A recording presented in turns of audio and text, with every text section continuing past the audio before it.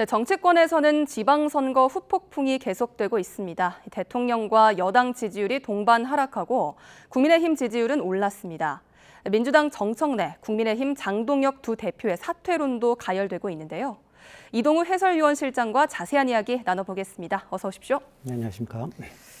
예, 먼저 지방선거 이후에 대통령과 민주당의 지지율은 동반 하락하고 또 국민의힘 지지율은 오르는 이런 모습을 보이고 있는 거죠? 네, 그렇습니다. 이제 지방선거 이후에 실시한 각종 여론조사를 보면 대통령과 민주당의 지지율은 동반 하락하고 국민의힘은 조금씩 오르고 있는 여론조사 결과가 나오고 있는데요. 먼저 갤럽 여론조사 결과를 그래픽 화면을 보면서 설명을 드리겠습니다. 지금 그래픽 화면 나오고 있는데요. 정당 지지도는 더불어민주당이 4%포인트 하락한 41%고요. 국민의힘은 7%포인트 올라서 29%를 기록했는데요. 국민의힘은 현 정부 출범 이후에 가장 높은 지지율을 기록한 것입니다. 정당별 격차는 좀 좁혀졌지만 연령대별로 보면 18세에서 29세와 70대 이상에서만 국민의힘이 더 높고 다른 연령대에서는 모두 민주당이 높은 그런 상황입니다. 이 대통령의 직무수행 긍정평가는 3주 전 직전 조사보다 7%포인트 하락한 57%를 기록했고요. 잘못하고 있다는 응답은 35%였습니다. 긍정평가 응답자는 경제와 민생을 가장 큰 이유로 꼽았고요. 부정평가 응답자들 같은 경우는 선관위 문제를 가장 큰 이유다 이렇게 꼽았습니다. 네, 경제와 민생 그리고 선관위 문제 이렇게 가장 큰 이유를 꼽았다고 했는데 사실 이렇게 지지율 변화가 생긴 좀 더 자세한 이유는 뭐라고 분석이 될까요? 우선 아시다시피 지방선거 결과를 보면 전반적으로 민주당이 이긴 거라고는 볼 수 있겠지만 가장 지방선거의 꽃이라고 하고 있는 서울시장 선거에서 국민의힘이 이겼지 않습니까? 네. 또 그리고 사실 이 지방선거보다도 더 관심이 컸던 국회의원 재보궐선거에서 주요 지역에서 아무래도 민주당이 패배하면서 전반적으로 이러한 민심이 결국 이런 여론조사 결과에 반영된 거 아닌가 이렇게 생각되고 있습니다. 이재명 대통령조차 이번 선거 결과는 본인과 정부 여당에 대한 경고라고 이렇게 해석하지 않았습니까? 네. 이겨야 할 지역을 이기지 못했다면 적어도 정부 여당 입장에서는 성공이라고 할 수는 없다. 이렇게 냉정하게 자체 평가하기도 했어요. 아시다시피 당초 지방선거 초기에는 여당의 압승이 예상됐었지만 국민의힘이 서울과 경남 등 4곳을 가져갔고요. 지금 화면에 나오지만 기초자치장 같은 경우도 민주당이 119곳에서 국민의힘은 95곳에서 수성을 그렇게 얻었기 때문에 나름 국민의힘 입장에서는 참패는 모면한 것이고 민주당 네. 입장에서는 압승할 것으로 예상했는데 압승을 못한 그런 셈인 거죠. 또 재보선 지역에서 관심 지역인 부산 북갑하고 평택을 등에서 민주당이 패배를 하면서 국민들 입장에서 보면 지방선거는 민주당이 이기긴 했지만 전반적으로 보수 정당이 선전했다 이렇게 평가할 수 있겠고요. 네. 지금 화면에도 나오지만 전국 재보궐선거 같은 경우에는 원래 민주당이 가지고 있던 의석 중에 4개를 뺏겼단 말이에요. 예. 그러니까 전반적으로 이런 부분에서는 민주당이 좀 패배했다 이렇게 볼 수도 있는 거고 또 게다가 선관위 투표용지 부족 사태까지 겹치면서 여당과 대통령 지지율을 잠식하는 것으로 이렇게 풀이됩니다. 앞서 여론조사에서도 대통령 지지율의 부정적인 이유 가운데 1위가 선관위 문제 이런 거였지 않습니까? 네. 그만큼 투표용지 부족 사태 관련 선관위에 대한 비난 여론이 비등하고 있는 상황에서 이재명 대통령과 민주당 지지율 하락에 이런 영향이 상당히 미쳤다. 이렇게 볼 수 있겠습니다. 네, 그럼 당내 상황도 한번 짚어보겠습니다. 지방선거 이후에 여야를 막론하고 대표 책임론이 지금 분출을 하고 있는데요. 특히 민주당 같은 경우에는 정청래 대표 이 12대 4라는 비교적 준수한 성적표를 받아들이기는 했는데 여론이 그렇게 좋지는 않은 것 같습니다. 예, 좀 전에 설명한 것처럼 전반적으로는 12대 4로 이긴 거는 분명하죠. 네. 그럼에도 불구하고 서울시장 선거 등 승부처에서 패배하면서 오히려 책임론에 직면하게 된 것이니까 정청래 대표 입장에서는 좀 억울한 측면도 있을 것 같습니다. 게다가 정원호 민주당 서울시장 후보 같은 경우는 이 대통령이 칭찬했던 이른바 명픽 후보 아니었겠습니까? 네. 다만 부산 북갑하고 경기도 평택을 등 국회의원 재보선 관심 지역에서 이런 승부처라고 할 수 있는 곳에서 패배를 하면서 전반적으로 의석을 4석이나 뺏기면서 책임론에 휘말릴 수밖에 없는 그런 상황에 직면한 것이죠. 네. 이른바 친명 측에서는 연일 정 대표의 사퇴를 촉구하고 있는데요. 관련한 녹취 먼저 한번 들어보시겠습니다.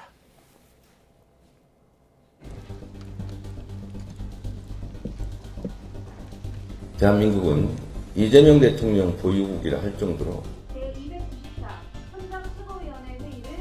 부족한 것은 채우고 가다듬을 것은 더 가다듬겠습니다.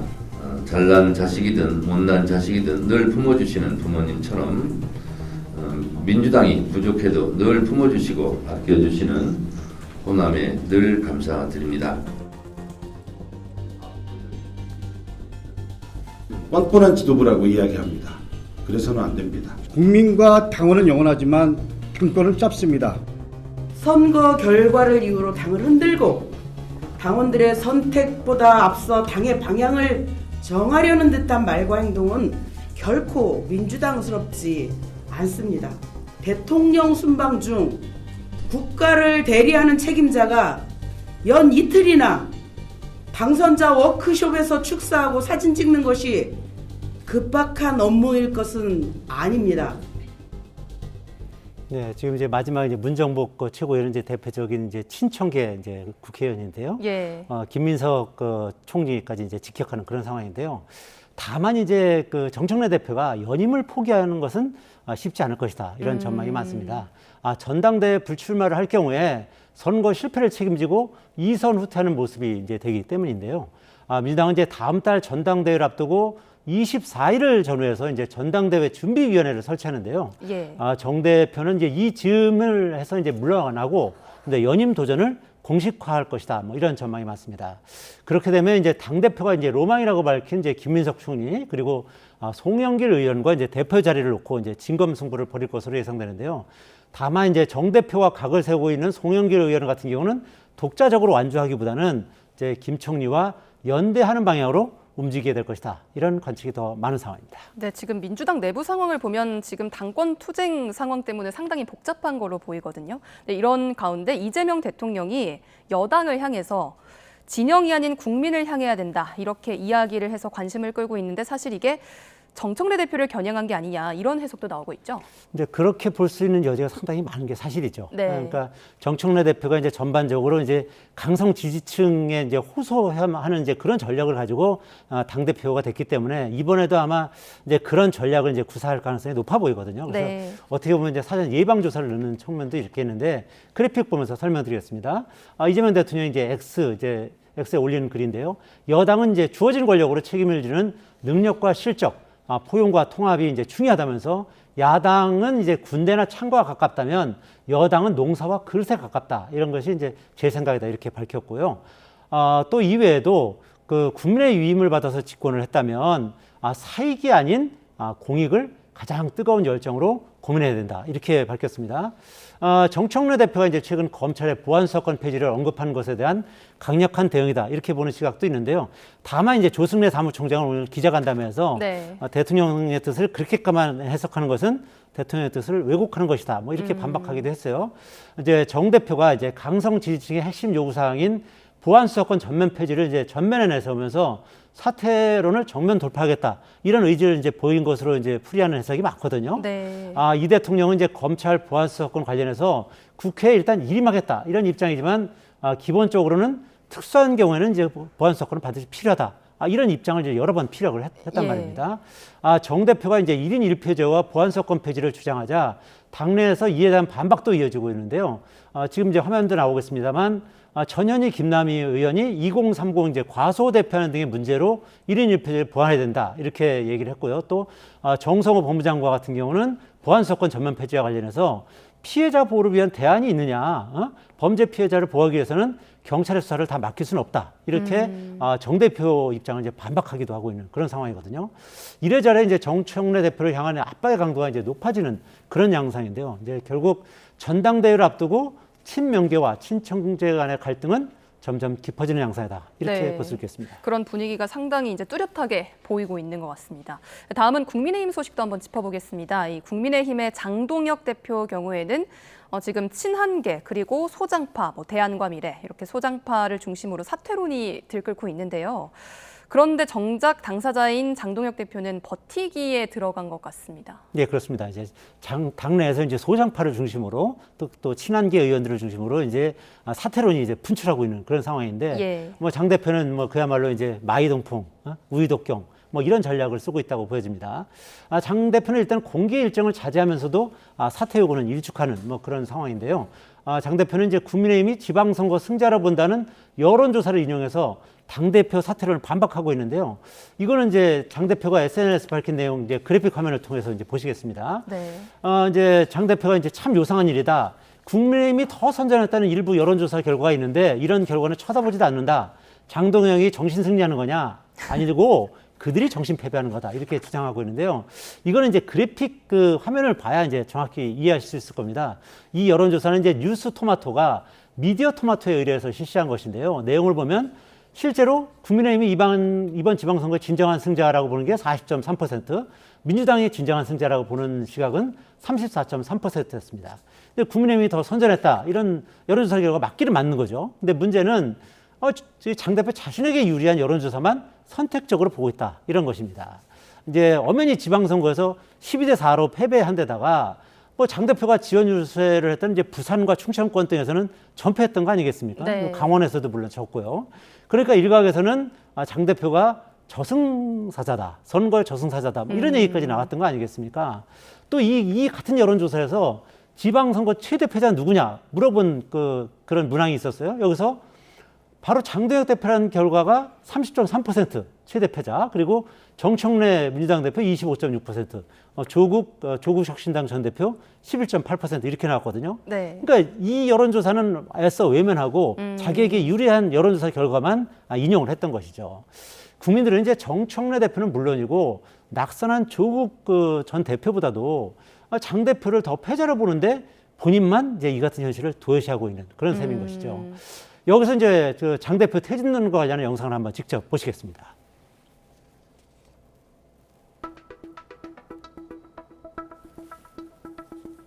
내년 지방선거에 패배하게 되면 당 대표직도 내려놔야 한다. 들어주십시오. 작년에 저희가 그 당대표 선거 때 분명히 지방선거 패배하면은 대표직에서 물러나기로 했거든요. 국민과 당원들하고 이거 약속을 좀 지켜야 된다. 물밑에서는 사실 사퇴해야 된다고 생각하는 사람들이 좀 다수라고 생각을 합니다. 다수라고 하면은 꽤나 저는 70-80% 이상이 되지 않을까라고 생각합니다. 네, 지금 이제 지난해 8월에 이제 TV조선에서 했던 그 TV조선 주최 이제 당대표 토론회에서 이제 나왔던 얘기를 가지고 이제 영상을 만든 건데, 네. 이 장 대표는 이 그 지방선거 전 이제 언론 인터뷰에서도 서울과 부산이 승패의 기준점이다 이렇게 말하면서 이 두 곳에서 승리하지 못하면 당대표직 유지는 물론이고 정치 생명도 끝장나는 것이다. 네. 이렇게까지 인터뷰를 했거든요. 근데 서울에서 이긴 것도 사실 오세훈 후보는 철저하게 장 대표를 멀리하고 경원시했기 때문에 신승할 수 있었다. 이런 것이 이제 여론조사 전문가들의 이제 대체적인 분석입니다. 하지만 이제 이 같은 그 발언이나 약속 등은 이제 전부 이제 장 대표가 모른 채 하고 투표용지 이제 부적 사태를 방패 막이로 삼아서 이제 당대표 연명을 모색하는 이제 그런 안쓰러운 모습을 보이는 건데요. 이제 다만 이제 국민의힘 선출직 최고위원 구성을 보면 지금 이제 나오고 있습니다만 5명 가운데 양양자 최고위원과 우재준 청년 최고위원만 사퇴 의사를 좀 비추고 있고요. 이 선출직 최고위원 5명 가운데 4명이 사퇴해야만 이제 이 지도부가 붕괴되는데 나머지 이제 3명은 당권파로 이제 분류되면서 결국 최고위원 사퇴를 통한 지도부 교체는 사실상 어려운 그런 상황인데요. 따라서 이제 장 대표 사퇴 요구 국면이 장기화할 가능성도 배제할 수는 없습니다. 하지만 당내 주류라고 할 수 있는 영남권 의원들조차 장 대표 체제를 그대로 유지하는 것에 대해서는 상당히 이제 부정적인 그런 여론 흐름이 형성되고 있는 것으로 이렇게 알려지고 있습니다. 따라서 이제 장 대표 사퇴로는 머지않아서 결론이 날 가능성이 더 높다. 이렇게 볼 수 있겠습니다. 그러면 또 많은 분들이 궁금해하실 만한 질문 한 가지 드려보겠습니다. 이 정당 지지율 여론조사를 보면 전화 면접 여론조사에서는 여전히 여야 격차가 큰 편인데 ARS 조사를 할 경우에는 오차 범위 내로 붙는 결과도 나오거든요. 이런 차이가 나타나는 이유는 뭐라고 보고 계세요? 이제 가장 큰 게 이제 샤이 보수 세력이 ARS 전화 면접 그 자동응답 방식 조사에서는 뭐 이제 자유롭게 답변을 하는 데 비해서 전화 면접 조사에서는 답변을 회피하는 그런 부분이 이제 가장 크게 영향을 미치고 있다는 것이 이제 여론조사 전문가들의 분석입니다. 네. 실제로 이제 에너지경제신문이 리얼미터에 의뢰한 ARS 조사를 보면요, 민주당이 41.8%고 국민의힘 41.1%, 뭐 거의 붙었죠. 이러한 상황을 보이는데 반면에 이제 앞서 언급했듯이 갤럽 여론조사 전화면접 조사를 보면 여전히 이제 41대 29로 한 뭐 12%포인트 차이가 나고 있는 거죠. 그러면 여기서 이제 여론조사 전문가의 얘기를 한번 직접 들어보시겠습니다. 자동응답 조사의 경우에는 국민의힘 보수 지지층들이 적극적으로 응답했을 가능성이 높고, 반면에 전화면접 조사의 경우에는 침묵의 나선 이론 현상으로 소극적으로 보수 응답자 측이 무응답적으로 나타났을 가능성이 높을 것으로 분석됩니다. 아무래도 이제 전화 면접 조사 같은 경우는 자신이 누구인지 알고 이제 그 면접원이 전화를 하는 거란 말입니다. 네. 그렇기 때문에 이제 보수층에서는 아무래도 이제 이제 답변을 회피하는 그런 경향을 보이는 것이고, ARS 조사에서는 이제 자신이 누군지 뭐 잘 모르는 상황인데다가 뭐 본인이 뭐 남자여도 여자라고 그 ARS 조사는 찍을 수도 있고, 예. 뭐 60대인데도 20대로 찍을 수 있는 뭐 그런 어떻게 보면 자유롭게 답변할 수 있는 그런 측면이 있거든요. 그래서 이번 서울시장 선거에서도 보면 오세훈 후보는 이제 전화 면접 조사에서는 단 한 번도 이긴 적이 없지만 막상 뚜껑을 열어보니까 한 6만 표 차이로 결국 이긴 거 아니겠습니까? 이 전화 면접 조사에서 샤이 보수가 이제 분명히 있었다는 것이 이제 드러난 셈이고죠. 그리고 또 출구조사에서도 방송 3사가 사실상 이번에 좀 망신을 당하지 않았습니까? 예. 이것 역시도 여론조사 전문가들은 샤이 보수가 답변을 회피하면서 잡히지 않다 보니까 이런 그 출구조사에 오류가 발생한 것이다, 이렇게 분석을 하고 있거든요. 따라서 여론조사 전문가들은 전화 면접 조사와 ARS 조사 어떤 것이 더 정확하다 이렇게 말하기는 어렵지만 그 중간 어딘가에 진정한 여론이 있지 않겠느냐, 이렇게 보는 시각이 있고요. 다만 이제 YTN을 비롯한 유력 언론사들은 돈이 더 들더라도 신뢰도 높은 전화 면접 조사를 선호하고요. 중소 언론사들 같은 경우는 이제 더 저렴한 ARS를 선호하는 것이 언론계의 이제 전반적인 현실이다, 이렇게 말씀드릴 수 있겠습니다. 네, 그럼 끝으로 대선 주자 관련 질문도 한번 드려보겠습니다. 이 대선 주자 선호도 여론조사가 나왔는데 이 여론조사 결과에는 어떤 의미가 담겨 있을까요? 근데 이번 여론조사에서는 이제 오세훈 서울시장과 한동훈 후보가 1, 2위를 이제 다투는 그런 상황이 나오는데요. 화면을 보면서 직접 설명드리겠습니다. 네.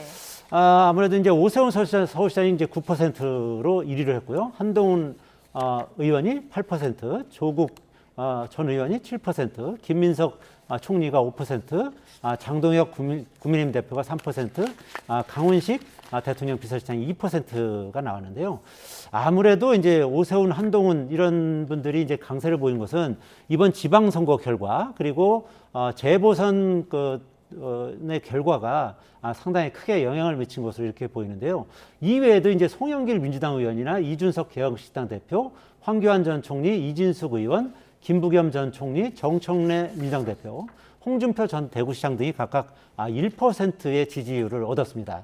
이 갤럽 여론조사에서는 뭐 이 후보를 정하지 않고 그냥 본인이 직접 대답하게끔 이렇게 답변을 하게끔 돼 있거든요. 네. 누구를 지지하느냐 이렇게 뭐 예시를 들면서 하는 것이 아니고 그냥 뭐 응답하는 사람이 직접 하게끔 되기 때문에 전반적으로 이제 그 지지율은 이렇게 높은 편은 아닙니다. 이제 방송인 김어준 씨가 이제 개표 방송에서 상징적인 말을 한 것이 이제 지금 기억이 나는데요. 범 여권에서 이제 조국, 김경수 등 대선 후보가 낙마하고 야권에서는 오세훈, 한동훈 두 명이 살아난 것이 가슴 아프다, 이렇게 말을 한 적이 있습니다. 실제로 이번 선거에서 가까스로 살아 돌아온 오세훈, 한동훈 이제 두 명이 장래 정치 지도자 선언에서 이제 1위를 기록한 것인데요. 김어준 씨 어떻게 보면 그런 우려가 현실화된 것이라고 이제 볼 수 있겠는데, 김어준 씨의 말대로 범여권 입장에서는 대선 주자급 두 명이 사실상 탈락한 것이 뼈아픈 부분이고요. 예. 다만 이제 김민석 총리하고 정청래 대표 등 중심으로 여권 지형이 이제 재편될 가능성은 충분히 있어 보입니다. 특히 이제 김 총리가 전당대회에서 승리할 경우에는 차기 주자로 급부상할 것으로 예상이 되고요. 야권 입장에서 이제 향후 두 명의 그 대선 주자급을 중심으로 정치권 재편이 이뤄질 것으로 예상이 되는데요. 국민의힘에서는 향후 이 두 명을 중심으로 재편이 불가피한 그런 상황으로 갈 것이라는 게 이제 정치권의 이제 대체적인 시각이고요. 그렇기 때문에 지금 이제 장동혁 대표가 투표용지 부족 사태에 대한 그 시민 분노를 대표직 연명 수단으로 이제 악용하거나 또 한동훈 의원의 복당에 대해서 부정적 입장을 계속 견지하는 것은 마치 이제 두 손으로 하늘을 가리거나 아니면 도도한 장강의 흐름을 맨몸으로 막겠다 뭐 이런 시도로 본다는 것이 대표적인 이제 정치권의 시각입니다. 네, 알겠습니다. 여기까지 듣겠습니다. 지금까지 이동우 해설위원 실장과 각종 정치권 이슈 알아봤습니다. 감사합니다.